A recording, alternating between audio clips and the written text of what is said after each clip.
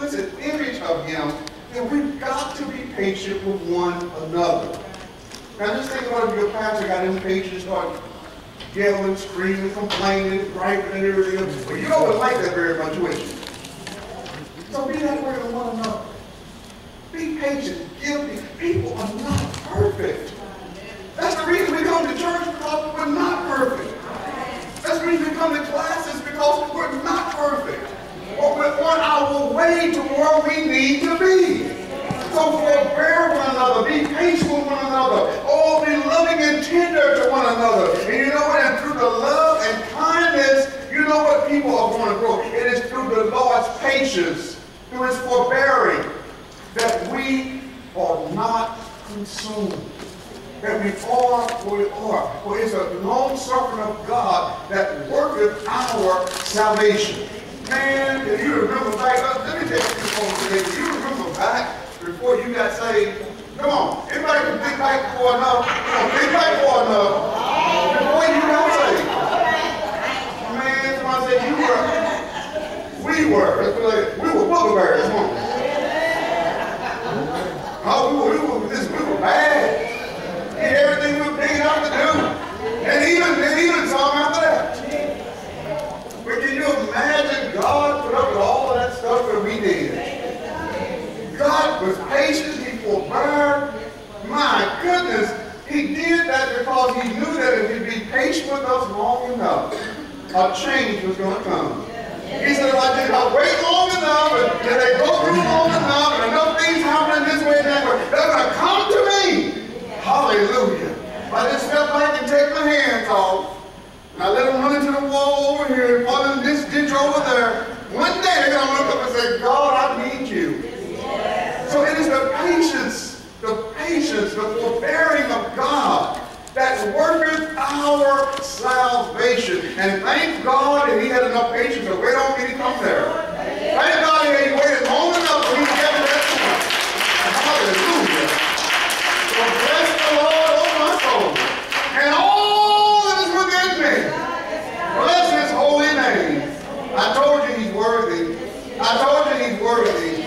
And only he is worthy. Because he was patient enough to let me get to where I needed to be. And then I'm not just saying, then he called me one day to his ministry. And sometimes things, let me tell you something. It don't feel like it's a privilege most of the time.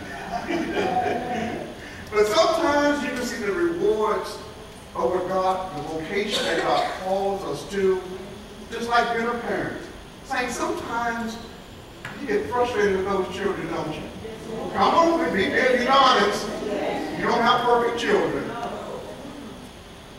You get frustrated with them when they're at home, and even when they leave. You get frustrated sometimes, don't you? But you don't keep them discouraged. You stay right there. Because you see that one day, and it won't be long, you're going to see a change. You're going to see a difference. And who knows that same child that they give you all the headaches? Am I talking to anybody, Sister Brittany? She always tells me she's the one that calls all the headaches. But the same one, they give us the headaches are the same ones that God looks at and calls us to this. They got everything in them that I need, and I'm going to call them, I'm going to use them, I'm going to elevate them. Oh, bless his name. The same way we look out at people sometimes. They've got the guy over on the corner just drinking from the time 7 o'clock in the morning until when. Saints, don't judge them, don't judge them. That might have been a little bit of a message that I was going to give on today. Don't judge them. Because you know what? That same person may just be standing here preaching one day. The drug addict, the alcoholic, prostitutes. You don't know what God's going to do with them. It's just up to us to love them, saints. To love them unconditionally. Just to love them. That means that we're going to be fuzzy, or won't cut fuzzy, dovey, whatever anything. No, it don't mean it all the time. But we love them because God is prepared to do something with them and through them. And, you know, it's something that the Bible says.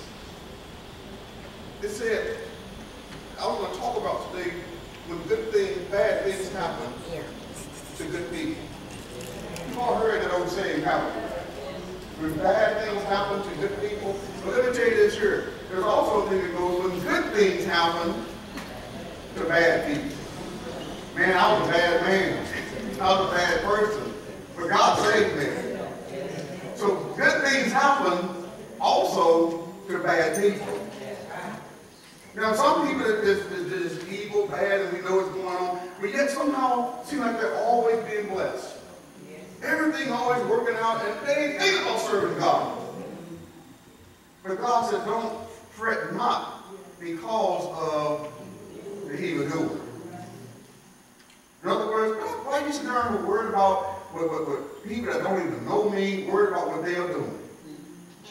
Let it consume your life, your thoughts, and everything else. Why are you worried about those people? For they shall soon be cut off. So I'm not worried about when seem like evil people, people that don't like you, and everything else seems like they're prospering, everything going well with them. I am not going to give my thought processes to that. What I'm going to do is I'm going to be like Job. When bad things happen to good people, and saints, bad things do happen to good people. Anybody ever been in a place to where it seems like you doing everything that you know to do, and yet things never work out? Seems like you're always having trouble. The more you pray, things get worse.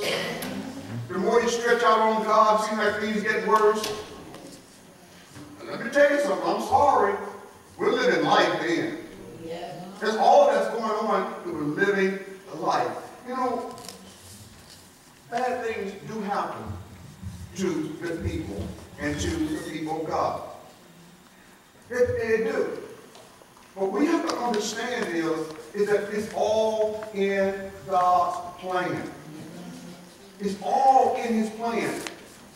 Everything that God does, there is a purpose and a reason for it. Whatever you are going through in your life is because God had a purpose for it. There's something He's trying to accomplish because of through what you're going through.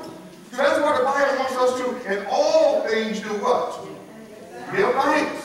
For this is the will of God concerning you. And we have to, in the midst of going through sometimes things, we've got to understand that our God that we have dedicated our lives to, that we are living for, He has never and will never relinquish control of us unto the devil. He would never do it.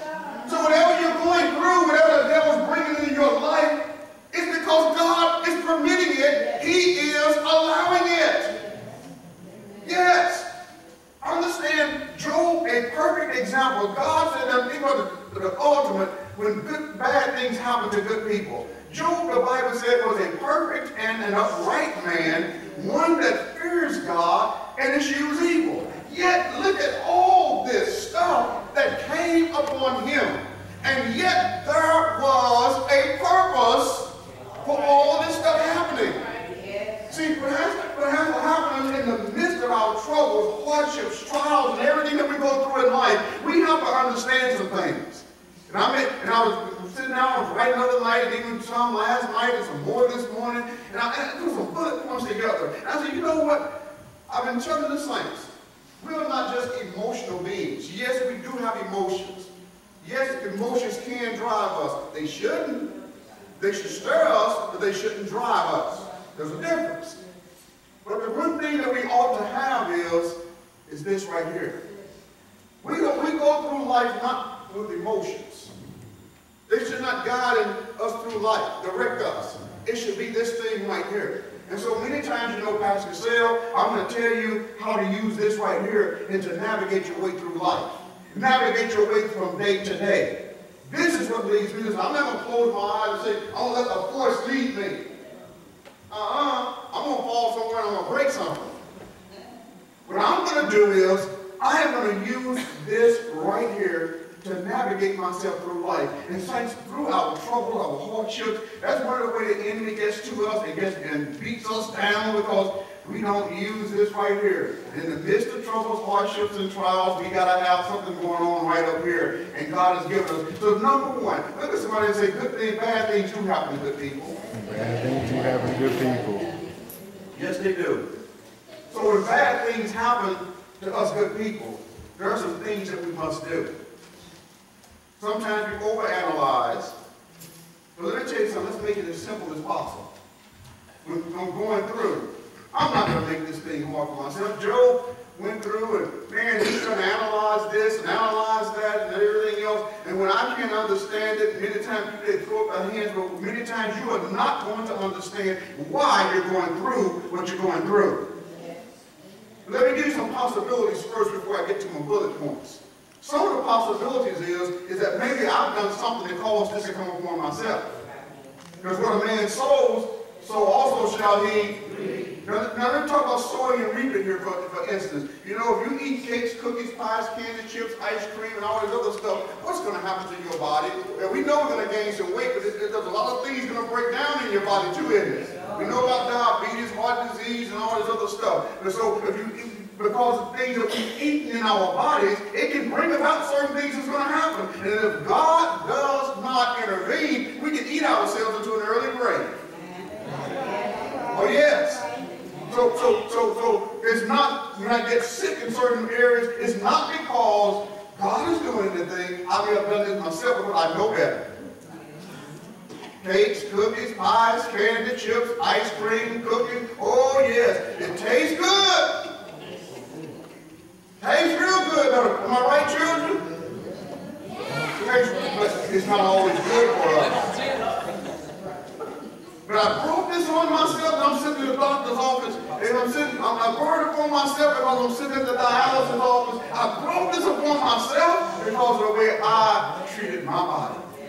So sometimes that's the call. Sometimes because people treat you a certain way, your boss is getting ready to fire you. It's not because of trials. Many times it's because of what we did, what we said, the way we act. And people respond to us the way we act. So we have to be very careful in saying the devil did this. No, we got to sometimes look and say, did I do this to myself? Okay? There's other things also. When we get in our bodies also, we start talking about sickness. It's like sometimes we got to understand, God put some things in place in genetics. And I told about the funeral on Saturday, God put a good thing in place. That is, God allowed us to get old or to grow older. Okay? It's a good thing. I love those things that you talk about, Pastor. It's a good thing. Because if I stayed 18 forever, I would never want to leave this world. Think about it. When you were 18 and you were just spry and vibrant, oh no, I would never want to leave here. But as I get older and things begin to break down, the body falls apart, when it comes time, I'm ready. God has me ready to go. I'm ready to make that transition. Not right now, but when the time comes, I will be ready. So thank God for His wisdom that He allowed us to get older. There's not an 18-year-old that I know of that wants to leave here. I know there's a lot of 85, 90, 95-year-olds that say, Lord, I'm about ready now. Because you get tired in the body. And just because you get sick in your body, it doesn't mean you're going through trials. It doesn't mean God has forsaken you or hates you. It's simply because it's designed to do that. God allowed it and put it in place where we are going to have problems. Oh, yes. And so we have to begin to look at and examine some things and say, why am I going through? Why can't I get a job? Why don't people like me? We begin to look at those and examine those things. So when bad things happen to good people, it happens for different reasons. But the number one thing, and I ain't going to say number one, but one of the things that we must do, and I said number one is this here. When trouble comes, number one thing we must do that a lot of us don't do, we don't humble ourselves. We don't humble ourselves. In other words, if God is allowing me to go through, and we say there's a purpose for all the things that we go through, right? We must humble ourselves and submit ourselves unto the will of God. Because if He did not want me to go through this, I would not be going through this. So I must humble myself unto God, unto His sovereignty, and say that God, just like Job did in the end, he said, Lord, forgive me. Don't get angry at me. Before I spoke about things that was too wonderful for me to understand. But let me speak this one thing, and don't be angry. Before I heard you by the hearing of the ear, but now my eye sees you. Lord, I just didn't know any better. I just didn't know any better. So now I abhor myself in sackcloth and ashes. In other words, he humbled himself. And whatever you want to do, God, come on, look at somebody and say, whatever you want to do, whatever you want to do, God, go ahead and do it. Because you know best. So we must humble ourselves. If I'm going through, don't blame your sister, brother, mama, daddy, co-worker, boss. Don't blame them. God allowed you to go through, and if he allowed you to go through, there's a purpose for it. He just doesn't just indiscriminately put things upon us. He allows us to go through because he's working something out in me. So he hasn't forsaken you, he hasn't forgot about you, but he's just the way things are. Another thing, saints, you know, I was talking to Sister Cook the other day, and we was talking about the ailments and everything, and sometimes people never even know what we're going through. We just keep on going, don't we? You all know she's got surgery on tomorrow, right? So let's keep Sister Cook in prayer. But many of us have ailments. Nobody ever knows. We just keep doing what we do. Barely can't make it, but people don't know that. But it's just a sign of age. It's a sign of what God has put in place. In the body, there's ailments. Sometimes, even with genetics. Anybody in here is diabetes? Is it one of those genes, one of those things that spread in the family, that kind of run rampant in the family? Yeah. It's not anything that you've done except be born. You just born. And because it's a family trait in the genetics, you are predisposed to get that. Not saying that you will, but you are predisposed. And if you don't do some things, you're probably going to end up with diabetes, and you did nothing wrong. You just were born that way. Why would God let me be born like this? Well, it's not God. It's just genetics, things that have been put in place by him, and unless he intervenes, we're going to have it. Heart disease, arthritis, high blood pressure, all these things can be genetically passed from the parents down to the children. Now, God can intervene, and he can break that mold or break the chain right through you. He can do that. But if he doesn't do it, don't mean he hates me. It don't mean he's forsaken me. Don't mean I'm going through trials. It just means that I'm just going through life. Oh, yes. I may not be getting excited. You may have to hear it. Let me finish on today. A few moments. Because we have to know that bad things are going to happen to us in life. As much as we serve God with our whole hearts, some things are just going to happen to us. People are going to hate you. They're going to lie on you. They're going to talk about you. You're going to have accidents in your car. You're going to fall down and trip and hit your nose, your head, and everything else. And you can be the most saved person in the world. And it can still happen. There come times when you're going to have more bills than you do money. Sometimes we bring it on ourselves. But there's other times when God just trying you. Remember, Job lost how much of his? He lost everything, didn't he? Sometimes there's going to be situations in life that are beyond our control. Bad things are going to happen. But it is the will of God. Or God will take it and he'll work it around and turn around for something good. But number one, we must first of all understand that when we're going through, let's humble ourselves. I'll speak back to that day and say, humble myself. But what I'm going through is the will of God. If he didn't want you to go through it, you would not be going through it. So humble yourselves to God's sovereignty. He's in control. He's king. He's God. He's all power. And he can do whatever he wants to do. So yes, if I'm going through, I'm going to humble myself. I'm not going to just listen, I got to get out of this person bothering me. No, I'm going to praise the Lord. Help me to accept whatever you've given me. Job went through and he had to learn that lesson. Submitting yourselves to God's sovereignty. Number two, we must do. We must. And this is very important because it makes going through so much harder. It makes it so much tougher. We cannot care about what other people think or say. See, too often we make our troubles, our trials, our tribulations, we make them tougher than what they ought to be.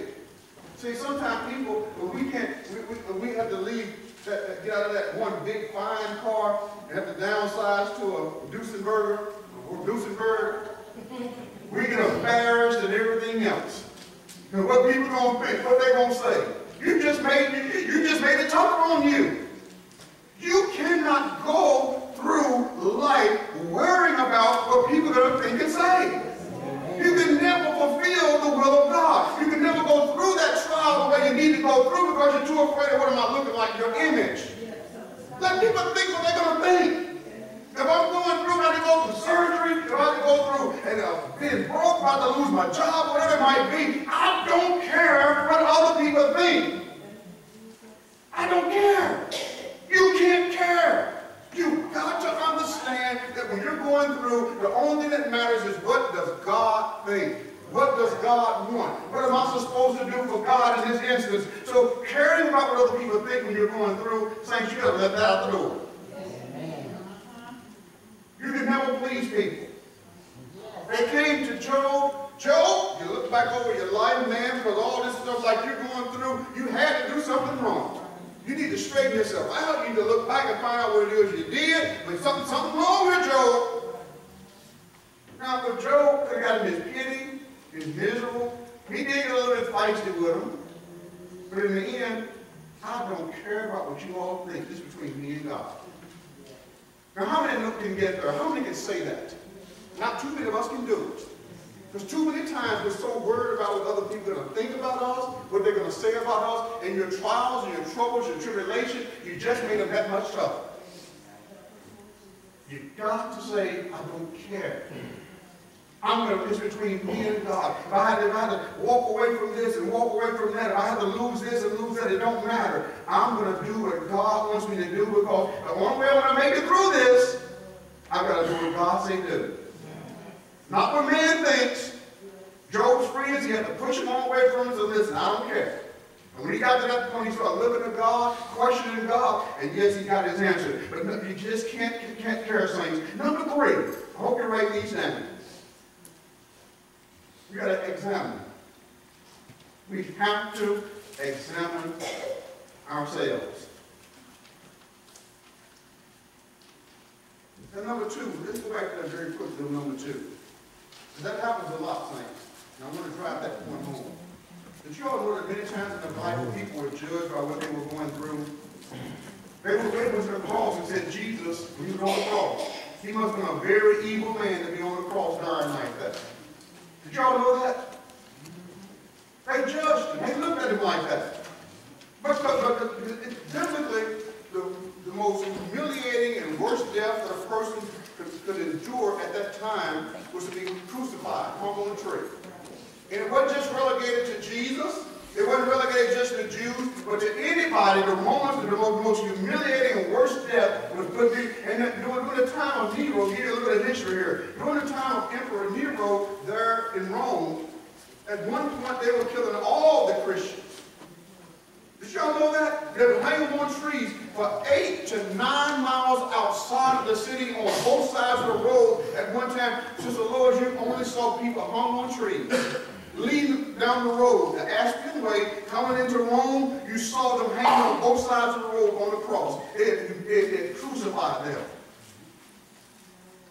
The most humiliating death and worst death you could face. And Jesus was judged like that. They talked about it.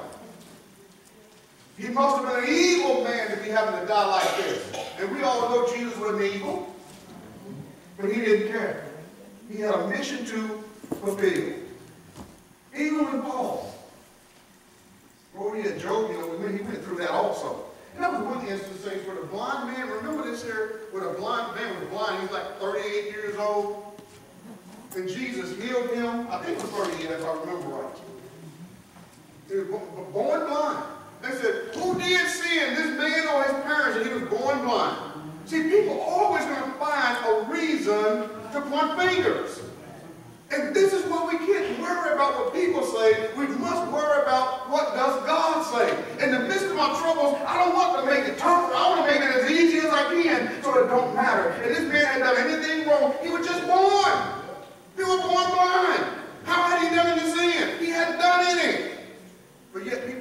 fingers. What has he done wrong that he's been going sin, going blind? Say, don't worry about that. Number 3, examine ourselves. How have I lived? Is it a test? Is it something God is doing for me or trying to work out of me? And sometimes, as we examine ourselves, we find out that it may not have been anything that you've done. I haven't done anything wrong. And I heard Pastor Best preach a message years ago. Someone that said they heard it years ago said, don't fret. It's just a test. And a test don't last forever, does it? When you make it through it, finish that test, you're through, you're done, go on. But we got to examine saints. Because there's some things I may be able to do to rectify and say, this is why I'm in this situation. This is why I'm being punished. This is why I'm in this tough trial. And if it's something that I can do to rectify it, after I examine myself, I can do what's right to change it. Now, how many have ever been in financial situations, financial turmoil, trouble, bills you can't pay? They say bills past due, won't do, overdue, and everything else. But when you take a look and you examine your finances, look at your situation, you find many times it's something that you have done to cause yourself to be in that situation. Again, humbling ourselves, we can admit that. If we don't humble ourselves, we're always going to find somebody else to blame for my situation. But we humble ourselves, we find that many times I just spent more than what I had. But then there's other times when things have come up that you had no control over. The refrigerator goes out. The car quits. I get sick and have all these doctor bills. So there's some things that can happen that you don't know. But when you come to get in a financial situation, you have to examine your financial habits. Look at me, saints. You have to examine. Take a look at it. And say, am I doing something I should not be doing? Am I doing something wrong? Is God just punishing me? Is this just a test? But you got to examine the whole thing. Not just with money, but in anything you may be going through in life. We must take some time and reflect and examine. Why don't I have any friends? Is it my personality? Am I a person that people just don't like being around? You know, examine yourself. People just not ostracizing you for no reason. It may be because I'm saved and I'm seeking more of the Lord. People don't want to be around you sometimes. But that's all right. They don't want to be around people that, as they say, holy people. So they don't want to be around me and I'm doing that which is right. After I've examined myself, that's fine. Let them go their way. But I'm not going out of my way to try to be friends with someone who don't want to be around me. I'm not going to hate them, but I'm not going to try to win their approval either. Come on, saints. I'm helping somebody out today. I'm not going to be friends with everybody in this life. And I understand that. Certain people I may respect may not even like me, but that's all right too.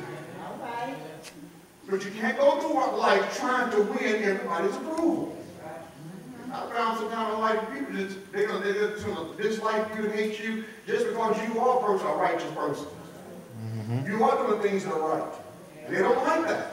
In fact, many times they wish they could be you, but because they can't, and they will hate you for that reason. But again, you must examine everything, saints. Seek down to your mind, reflect in your mind and say, what is going on here? Let me find the answer. And sometimes you're going to look back and say, there's nothing I can really do about it. There's nothing I can do. That's fine too, because if you can't do anything about it, it's in the hands of God. Okay? Number 4 here is that you must remember God's word. When you're going through, you have to remember what God has said and the directions that he's given you in his word. To make it simple and to keep it as simple as we can as we are going through. We've got to keep it simple, saints. God never intended for life to be complicated. Never did. How does life get complicated? How does life get complicated? We do it. We complicate life. God never made it that complicated. He said, I'm going to make this thing so plain that a fool cannot even bear it. So how does life get complicated? We make it complicated. But let me tell you how to uncomplicate things. In the midst of going through hardship, troubles, trials, tribulation, what the first thing we must understand is this here. Again, God is sovereign.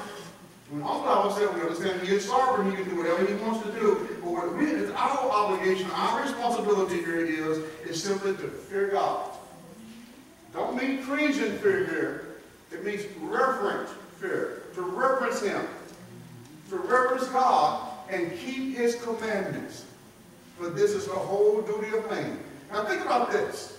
That simplifies what I must do in the midst of my hardship. I know many times people say, what I need to do, we're struggling now, I need to do this, I need to do that. No, you don't need to do anything. First of all, you need to understand this, that God has given us commandments, He's given us directions, He's told us what to do and how to do it, and that's the first thing we must remember here, is remember what He's told us in His Word, to reverence God. Just because I'm going through gives me no excuse to pick on other people, take out on other people. I must reverence God. Don't mean I'm going to get upset at God because I am going through. I must reverence God. Just because I'm going through and everything not going my way, I throw my hands up and walk away. No, I'm going to respect, reverence God. And I'm going to keep His commandments. Because when I don't know what to do, I know this here. I can keep His commandments, but this is the whole duty of man. And listen, I may not know everything and how to please God and what to do in this situation, but I do know this. Fear God, keep His commandments, for this is my whole duty. And when I don't know what to do and all the things that I don't know about to do, I don't care about those. The one thing I can do is fear God, keep His commandments. This is my whole duty. If I don't do anything else, this is what I must do. It is simple. It is very simple. What are His commandments? Love thy neighbor as thyself. The first and the greatest commandment, love God with all your heart, mind, soul. And this is the second, and like unto it, love your neighbor as yourself. Listen, that's His commandment. So if I don't know to do anything else, I'm going to do that. It's simple, saints. We make it complicated. We make it harder than what it should be. If we get those first basic principles down, it's going to be all right. He told us, for I've shown thee, O man, what is good. What is good? What the Lord does require of you. What are those things? To love mercy, do justly, and to walk humbly with thy God. I told you it was simple, didn't it? Love mercy, do justly, and walk humbly with thy God. When I don't know anything else to do, it's right there before me all the time. We try to find ways out. We try to figure this thing out and everything else. We just do the basic things. That's all God wants us to do. You know, in basketball, anybody know anything about basketball? Anybody pretty good shooter in basketball? Anybody shoot that basketball real good? Am I the only one that can shoot that ball? I see a couple more hands go up. Anthony, no, I should light him up back there. I should light him up. He couldn't touch me that easy. But anyway, in basketball, they tell you, you struggle at sometimes with your shot. You know, sometimes you go out there, you can look away and it hit. But other times you go out there, you do everything you can. It just would not go in. But what they tell you is go back to the basics. Bring that elbow in. Put that hand up and just flick the wrist. They take you back to the basics. Square up, bring the elbow in, and flick the wrist. That's going back to the basics. If you keep doing that, everything's going to be all right. Everything's going to be all right. Even in baseball, when you might play baseball. Yeah! If I know about baseball, you have some slumps. You get to some play time when you just can't hit that ball for nothing. It looks like it's this big coming at you. You just can't hit it for anything. But they tell you to go back to the basics. And eventually you're going to work your way out of that slump and you start hitting the ball again. What I'm saying with God, with God, when you're going through hardships, troubles, and trials, go back to the basics. Just stay there. Fear God. Keep His commandments. But this is the whole duty. This is all you have to do. Don't complicate it. Don't go out to these hitters. They end up out of the major leagues because they don't go back and they can't go back to the basics. They try to figure this thing out here and there. No, go back to where you started at. And that is loving God, keeping His commandments. And you're going to work your way out. You're going to go through anything that faces you, anything that you're going to come upon you. If you just reverence God and keep His commandments, He's going to work it out. You don't have to do anything. Just take it back to the basics and keep it simple. Hallelujah. So when you're going through, what's the thing you're going to do now? Keep it simple. Keep it simple. I know what God wants me to do. So you got to keep this thing as simple as possible. Remember what God has told us. See, one of the things many people do, in the midst of our sufferings, our hardships, we just throw the word out the door. We just throw it out the door. We get flustered. We don't know what to do. We're calling people. We're frustrated. We just, because we've thrown the word out the door. But God has given us directions. If we follow his directions, we must trust that everything is going to be all right if I follow his instructions. He would be an unrighteous God if I did everything he told me to do and did not work it out for me. If he would be an unrighteous God, and yet even if it didn't work out for me, it's all right too, because he's sovereign. He can do whatever he wants to do. So God, here I am. It's my responsibility simply to do what you told me to do. And don't worry about anything else. We know we worry about outcomes. I want this to happen, that to happen, this to happen. No. Don't even worry about that. So let me tell you something. When Job finally got to the point where he just wasn't concerned about anything else, he just says, Lord, I'm upset with myself. I abhor myself. I'm just upset at me. And I put myself in sackcloth and ashes because I'm just upset with myself. That's when God turned everything around. He wasn't worried about getting any more children. He wasn't worried about money. He wasn't worried about houses. He wasn't worried about cattle. He was just saying, Lord, I'm upset at me because of the way I've been acting. Because of my own attitudes. I'm upset with me. And you know what? When we get to that point, saints, we stop worrying about outcomes. Stop worrying about the future. Stop worrying about what could happen, possibly happen, and just worry about God. I just want to please you. I want to do the things that you told me to do. When we get to that point, saints, I'm going to tell you something. Things were going to turn around with me. Am I right, Brother Fred? Things will begin to turn around for us. Oh, bless his name. We went with our barber on the other day. There was a lady there at the house. It was related to his fiancée, her sister. And I sit there and talk to her. I'll give him a haircut. And I realized, God, this was not a chance meeting. As I was sitting in the church getting my haircut, she's sitting over there. I don't know what she was doing, but got to talking, and it dawned on me, this is not a chance meeting. And so, I know what I got to do. I got a funeral coming up in the next hour or so, and you want to get time freed up and this and that. But you know what? I realized, no, I can't do it. I can't rush this. But I realize now, this is not a chance meeting. And so, Barbara finished cutting her hair, and we're still talking. I got a chance to talk to her really, really good, told her about God's love and how she was devaluing herself. She just, it feels like you're so inferior. Saints, listen to this here. Many times when we act like we're not worth anything, people will treat us that way. And people will gravitate to us that will treat us exactly like that because we treat ourselves like that. And so I began, and you know, I gave her a $5 bill thing about how God has so much, we don't lose value with God. And in the midst of giving her that example, she began to cry and just tears flowing. And I began to realize that some people begin to realize for the first time in their life that they do have value, they owe worth something. And she gave her life to God that day, Friday. She gave her, so that's why I say that we can't, no matter what I got to do, no matter what I may be going through, I wasn't important. The funeral and being here at a certain time wasn't that important. What was the most important thing at that particular time was that lady in her soul. Yeah. Saints, it's amazing. And yes, we never off duty. Did you hear that? We're never off duty. I just went to get my hair cut, but I had to stay on duty, right? Since that, you're still on duty. But God just wants us, saints, to understand that life can get complicated because we complicate it, but he has a process. Very quickly, we'll just run through these last ones. Remember God's word is what we must do. And remember the directions that he's given us. Next one, number 5. Number 5, he told us to draw closer to God. In our time of suffering, time of hardship, it's not a time to get away from God, it's time to get closer to him.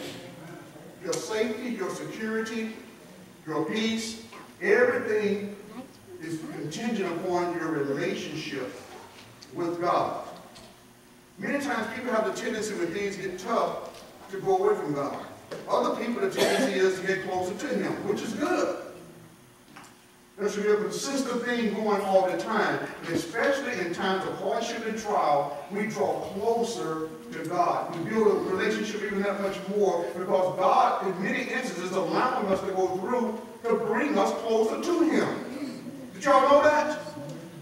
He's allowing us to go through so that we will come close. I mean, think about this. I remember a time when we were young, it was hell. And man, I mean, hell was falling, it was this big.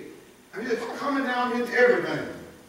And next thing you know, Mom, you know, our mother's always got the children. She's trying to gather all the children up into the house.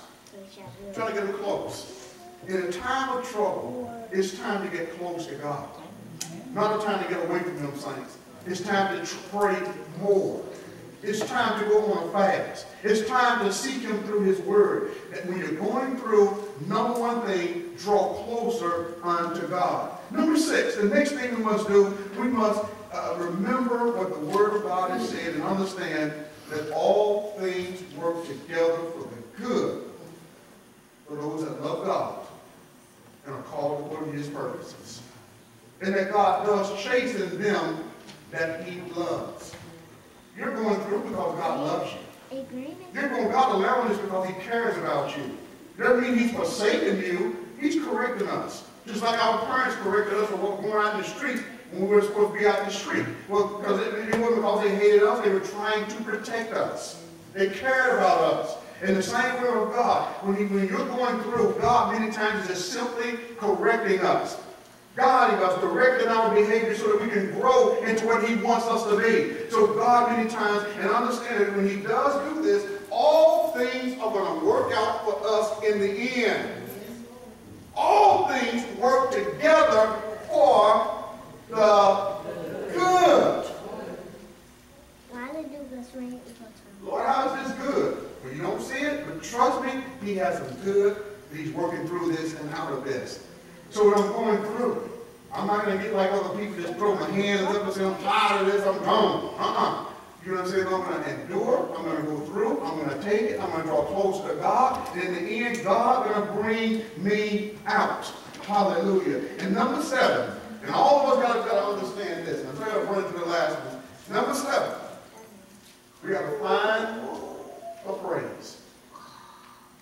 You're going to look at somebody and say, when you're going through, you got to find the praise. You got to find the praise. You got to find it. You got to find the praise. Listen, joy of the Lord is my strength. If you want to stay in the dumps, let your joy go. If you want to stay down, let your joy go. I'm talking not what I think, not what I read, not what I heard. I'm talking what I know now, saints. If you want to stay in the dumps, let your joy go. But if you want to come out of this thing, generate some joy. Generate some joy. In the midst of your troubles and hardship, you may not be able to see your way out. You say, hallelujah, anyhow. Hallelujah, anyhow. See, you've got to understand in the midst of everything, you've got to find a praise. Hallelujah. You got to lift those hands up and say, hallelujah, anyhow. Bless the Lord, oh my soul. Hallelujah. And what shall I receive? Good at the hands of the Lord. Evil at the hands of the Lord. And not receive the evil also. All things you got to find a praise in the midst of everything that you're going through. People don't understand why you clap your hands when they know you're going through. They don't understand why you say hallelujah, thank you, Jesus. And they know what you're going through. They don't understand that. But we know that we're praising God for what's going to happen. What's around the corner. What's over the horizon. I'm praising Him for what He's going to do. Hallelujah. And that becomes my strength. It becomes my strength to make it until God does it for me. I need to just hold on. I need to be able to just hold on. And my joy, the praise, amen, is going to help me to hold on until God turns this thing around. That God gives me my appointed time and my day. Oh yes, my joy will help me to do it. In the book of Isaiah 61, He said He would give us the garment of praise. yes, he will. He give us the garment of praise. I remember different times in the Bible, there was no need, there was no reason for people to be praising God at that moment. Remember when the disciples, they took them and they beat them, and they said, don't preach in Jesus' name anymore. They said, who can I obey? Man of God. They said, and they went away doing what? Rejoicing. That they were counted worthy to suffer for their Lord. Wait a minute, what did they just got beat. And they're praising God. That don't make sense. Does that make sense, Sister Judy? That don't make no sense at all, does it? But that's what we do. That's just what we do. I remember when Paul and Barnabas, they got them, they locked them up and put them in prison. But somebody said, even though they've done all this to them and locked them up and put them in jail, somebody said midnight. At midnight. That bewitching hour, for some say, but the changing of a new day into a new day. They said at midnight, Paul and Barnabas began to sing praises unto the Lord. In the prison now, they begin to sing praises unto God. It don't make any sense they're praising God and they're in prison. They need to be finding lawyers and everything else to get help and know they praise God in the midst of the prison. And someone said, well, they begin to praise God and sing and pray and praise God. Oh, bless his name. An earthquake hit the building. There's something about praise, saints. There's something about praise. They're just praising God, and an earthquake hit the prison. Every door in the prison came open. Not just that door, every door in the prison came open. Hallelujah. Oh, bless his name. But you see what happens when we don't give in, or we continue to praise him. Even in the midst of our troubles, in the midst of our hardships, in the midst of our trials, we still lift those holy hands. We still clap. We still put our feet. We still sing our songs. We still sing hallelujah to God. In the midst of everything that we're going through, it may not make any sense, but oh, try just for a little while. And I guarantee you something's going to happen. The earthquake may just come in your life. The earthquake may come in your home, on your job. You don't know. But the glory of God, hallelujah, he will inhabit your praises. And when God comes in, everything is turned around. Everything is fixed. But you got to find a praise, saints. You got to find a praise in the midst of your suffering.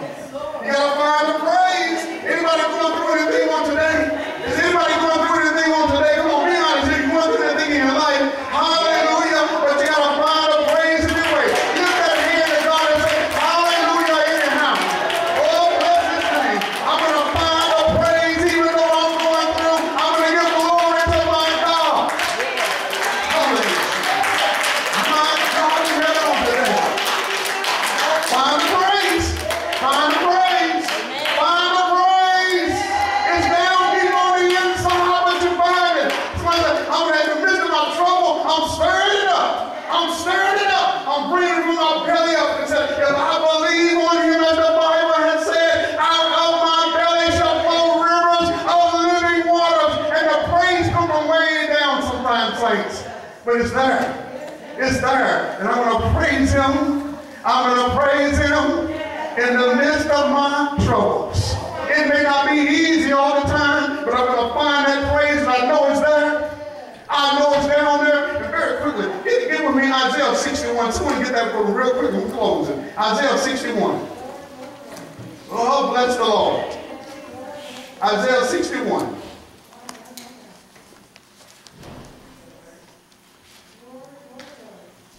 We have it, say amen. Okay, go ahead and read it for me until I get there. I want to show you something. 61, 1 through 3.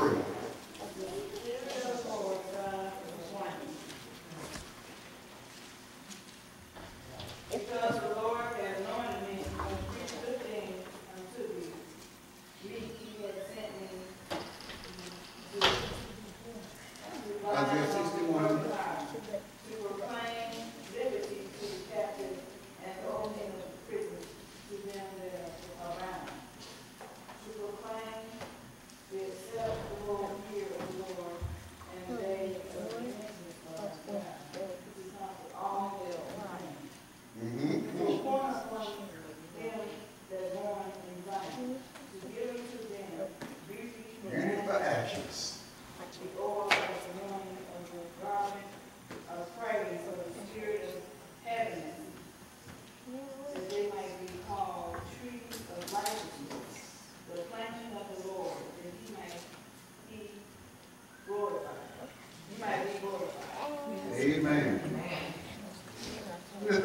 said he will appoint unto them that mourn in Zion, to give unto them beauty for ashes. He's going to take care of the ashes and beautify you. Give you the oil of joy for mourning. In other words, because you're going through and you're crying right now, he said he's going to give you the oil of joy. So that mourning is going to be turned into joy. Oh, bless his name. See, joy goes beyond happiness. Joy goes beyond everything else. Joy is just something great. And he's going to give you the oil of joy for mourning. The garment of what? The garment of praise for the spirit of heaviness. He's going to give you a praise. In the midst of everything, God will give you a praise. Oh, bless his name. And then we have to find that praise. It's in us, saints. It is in us. We don't sometimes put enough emphasis on praising God. Now understand, when we get to heaven, we're going to praise him how long? All day and all night. This is not for the practicing room down here. But we don't put enough emphasis on giving God a praise. As you praise God, things take place on the inside of you, in your mind, in your heart, in your body. They found that happy people are healthier people. But we got to find a praise in the midst of our troubles. Then he will give us the praise on the inside. And it says this here, a praise for the spirit of heaviness, that they might be called trees of righteousness, the planting of the Lord, that he might be glorified. See, many times in your troubles, when I read this here, many times